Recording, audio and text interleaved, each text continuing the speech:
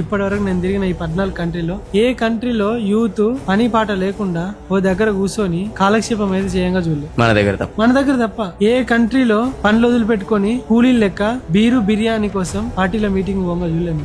MP candidate కూడా ఎవరు పట్టించుకోరు, దేకడు కూడా దేకడు, రోడ్డు మీద నడుచుకుంటూ పోతారు వాడు. ఇక్కడ చిన్న కార్పొరేటర్ ఎమ్మెల్యే వస్తానంటే ఆ రోడ్ అంతా బ్లాక్ చేసి పోలీసు వాళ్ళు అందరు అక్కడికి డ్యూటీకి వచ్చి మొత్తం అందరూ ఒక దగ్గర మొత్తం ట్రాఫిక్ అంతా ఆగి ఆ మొగోడు పోయినాకనే మిగతా వాళ్ళందరూ పోవాలి. అప్పటిదాకా ఎవడు పోవద్దు. ఎందుకంటే ప్రిఫరెన్స్ అనేది ఇండియాలో ఒక్క దగ్గరనే, మిగతా దేశాలు అన్నిట్లలో సేవ చేయడానికి వస్తారు, ఇండియాలో ఒక దగ్గరనే పైసలు ఖర్చు పెట్టి మరీ సేవ చేద్దాం అనుకుంటారు. నేను కూడా ఎక్కువ అందుకే ఏం మాట్లాడను. నేను ఇవన్నీ కూడా ఇప్పుడు మాట్లాడినా కానీ ఎప్పుడు ఇవన్నీ మాట్లాడిన హార్ష్ గా ఉంటే జనాలకు నచ్చదు. తేనె పెట్టి గొంతుకు వస్తేనే నచ్చుతుంది, డైరెక్ట్ కొత్త అంటే నొప్పి లేవు. సో జనాలకు కూడా నచ్చదు. ఎందుకు అది అన్ని మాట్లాడడం అని చెప్పి సైలెంట్ గా ఉంటా, కానీ మనసులో రగులుతా ఉంటుంది, చూస్తా ఉంటుంది. ఇప్పుడు టక్కున సిగ్నల్ ఇట్లా పోతా అంటాడు కదా వచ్చాప్పుడు, నేను ఎట్లా కొడితే సెట్ అవుతాడు అనిపిస్తుంది, కానీ మారారు ఎవరు.